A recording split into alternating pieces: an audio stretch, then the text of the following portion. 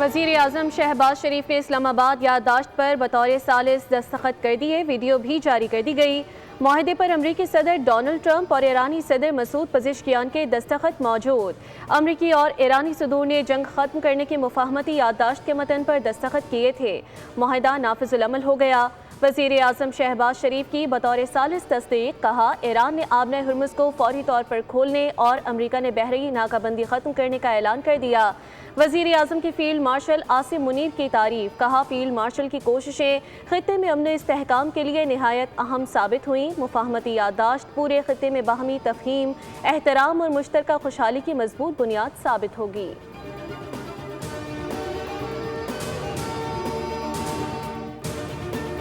ایران اچھا برتاؤ کرے گا تو $3 کھرب تک کی رسائی حاصل کر سکتا ہے۔ امریکی صدر ڈونلڈ ٹرمپ کا اعلان، کہا امریکی فوج کچھ عرصے تک خلیج میں موجود رہے گی۔ حتمی معاہدے کے لیے 60 دن کی مدت مشکل ڈیڈ لائن نہیں۔ ایران کا بہت سارا پیسہ منجمد ہے، وقت آنے پر واپس کریں گے۔ ایران نے مثبت رویہ اپنایا تو پابندیوں کے حوالے سے پیش رفت ہو سکتی ہے۔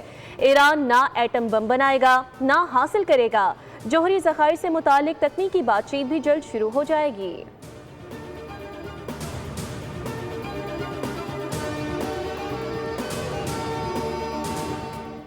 اور مفاہمتی یادداشت کا حتمی متن طے پا گیا، عمل درآمد کے لیے فوری مذاکرات شروع کیے جائیں گے۔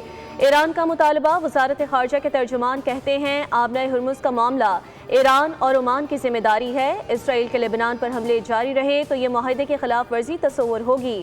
اسماعیل بقائی نے حتمی مذاکرات تک ایران کو آزادانہ تیل فروخت کرنے کی اجازت دینے کا مطالبہ بھی کر دیا۔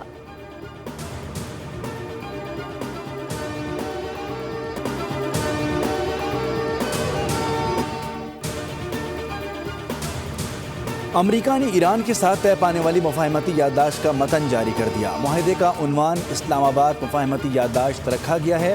امریکی نشریاتی ادارے CNN نے امریکی حکام کے حوالے سے بڑا دعویٰ کر دیا۔ رپورٹ میں کہا کہ مفاہمتی یادداشت 14 نکات پر مشتمل ہے۔ امریکی حکام نے متن میڈیا نمائندوں کے سامنے پڑھ کر سنایا۔ متن میں آبنہ ہرمز کی بحالی، ایران پر مالی پابندیوں میں نرمی شامل ہے۔ متن میں ایرانی جوہری پروگرام سے متعلق مستقبل کے مذاکرات کے خد و خال میں شامل ہیں۔ فریقین لبنان سمیت تمام محاذوں پر مستقل جنگ بندی پر متفق ہیں۔ امریکہ اور اس کے علاقائی شراکت دار کم از کم $300 ارب کی مالی معاونت اور سرمایہ کاری کے فریم ورک پر کام کریں گے۔ پاکستان کا ابتدائی وفد مفاہمتی یادداشت پر دستخط کی تقریب میں شرکت کے لیے سوئٹزرلینڈ پہنچ گیا۔ سفارتی ذرائع کے مطابق پاکستان کی ابتدائی وفد کی قیادت سیکرٹری خارجہ آمنہ بلوچ کر رہی ہیں۔ چیف آف پروٹوکول اور دیگر اعلیٰ حکام بھی ورجن اسٹاک ریزارٹ پہنچ گئے۔ وزیر اعظم شہباز شریف کی سربراہی میں وفد آج سوئٹزرلینڈ روانہ ہوگا۔ ورجن اسٹاک ریزارٹ پوری دنیا کی توجہ کا مرکز بن گیا۔ قطری ریاست کی ملکیت ریزارٹ خوبصورت اور سیکیورٹی کے اعتبار سے محفوظ ترین سمجھا جاتا ہے۔ امریکہ اور ایران مذاکرات کی کامیابی خطے میں امن کی نئی راہیں کھول سکتی ہیں۔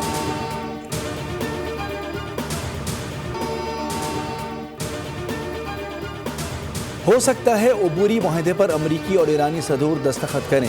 الجزیرہ کی رپورٹ کے مطابق ترجمان ایرانی وزارت خارجہ اسماعیل بقائی نے کہا ہے کہ اس تجویز پر غور کیا جا رہا ہے۔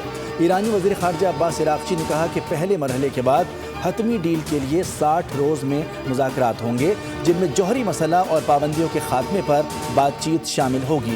ایرانی اسپیکر باقر قالیباف نے کہا ہے کہ اسرائیل کو لبنان کے مقبوضہ علاقوں سے انخلا کرنا ہوگا۔ جنوبی لبنان کے شہریوں کی اپنے گھروں کو واپسی ہونی چاہیے۔ ایران کے خلاف یک طرفہ فیصلے مسلط کرنے کا دور ختم ہو چکا ہے۔ ایران نے امریکہ کو اپنی شرائط پر مذاکرات کی ٹیبل پر آنے پر مجبور کیا۔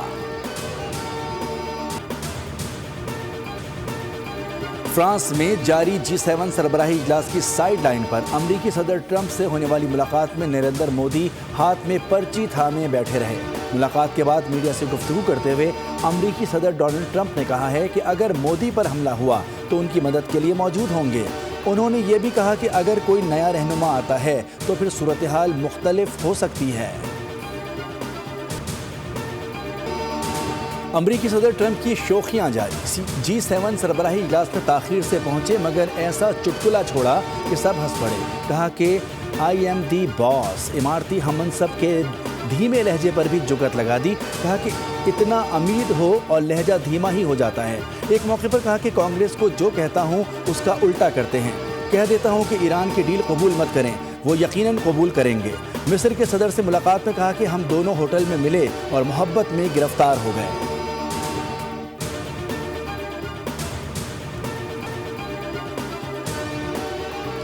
अमरीकी नाकाबंदी हट गई। आबनाए हुर्मुज़ से 5 ईरानी तेल बरदार जहाज गुजर गए। अमरीका ईरान मुआहदे के बाद आबनाए हुर्मुज़ पर जारी तनाव में कमी आ गई। ईरानी मीडिया के मुताबिक अमरीका की जानिब से बहरी नाकाबंदी खत्म होने के बाद 3 ईरानी ऑयल टैंकर्स और 2 मालबरदार बहरी जहाज आबनाए हुर्मुज़ से गुजरे हैं। पीपल्स पार्टी ने बजट की मंजूरी के लिए वोट देने का फैसला कर लिया। वज़ीर-ए-आज़म शहबाज शरीफ से बिलावल भुट्टो की वफ्द के हमरा मुलाकात। सैयद नवीद कमर और शेरी रहमान भी शरीक थे। हुकूमत और पीपल्स पार्टी के दरमियान मामला तय पा गए। ज़राए के मुताबिक वज़ीर-ए-आज़म ने तस्लीम शुदा मुतालबात पर अमल दरामद की यकीन दहानी कराई है। बिलावल भुट्टो आज कौमी असेंबली बजट इजलास से खिताब करेंगे। बिलावल भुट्टो की बजट तकरीर के निकात को हतमी शक्ल दी जा रही है। बिलावल भुट्टो बजट के बारे में पीपल्स पार्टी का मौक़िफ़ ऐवान के सामने रखेंगे।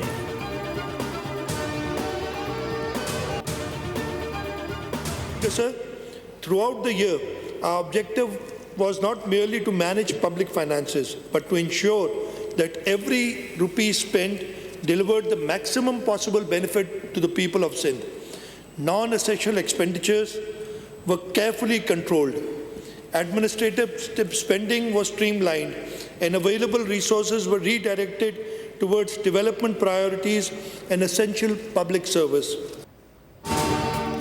सरकारी मुलाजमीन की तनख्वाहों और पेंशन में 7% इजाफे का ऐलान। कम अज़ कम माहाना उजरत 40,000 से बढ़ाकर 43,000 रुपये मुकर्रर। वज़ीर आला सिंध ने 13वीं मरतबा बजट पेश किया। अवाम और कारोबारी तबके को रिलीफ फराहम करने का आज़म। कहा कोई नया टैक्स आयद नहीं किया। तालीम, ज़राअत, इंश्योरेंस और रोज़गार के शोबों के लिए खुसूसी रिलीफ पैकेज का ऐलान। तालीमी मावनती खिदमात पर सेल्स टैक्स कम करके 5% कर दिया गया। 720 अरब रुपए तरक्याती उमूर के लिए रखे गए। 25 डबल डेकर बसें आइंदा 3 माह में पाकिस्तान की सड़कों पर, कराची की सड़कों पर आ जाएंगी। कराची में पिंक बस सर्विस की तौसी की जाएगी। इलेक्ट्रिक बसों की तादाद में इजाफा करके मजीद 100 बसें शामिल की जाएंगी।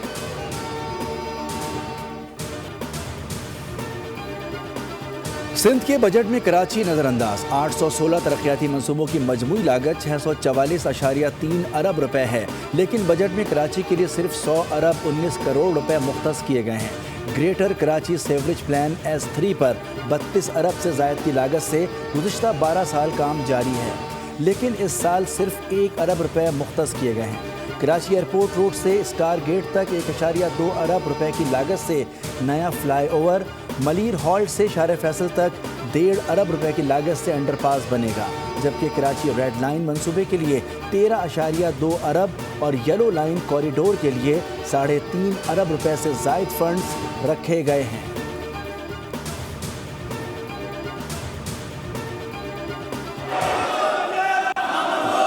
आपकी तस्वीर आ गई, आप बैठ जाएं, अब बस हो गया काम आपका, बैठ जाएं। हम एहतजाजन इस बजट स्पीच का हम जो है वो बॉयकॉट करते हैं और हम जो बाकी बातें बजट के आगे आने में जो सूरत-ए-हाल बनेगी उसमें करें।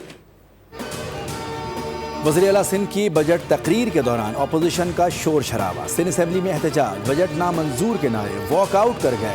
अपोजिशन लीडर अली खुर्शीदी ने कहा कि एहतजाज करना हमारा जमहूरी हक है, कोई रोक नहीं सकता। सिंध में जमहूरी डिक्टेटरशिप है, ऐसे बजट का क्या फ़ायदा जिसमें किसी की नुमाइंदगी ना हो।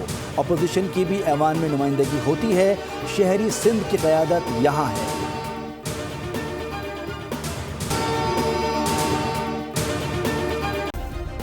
सब्सक्राइब करें और बेल दबाएं ताकि कोई खबर रह न जाए।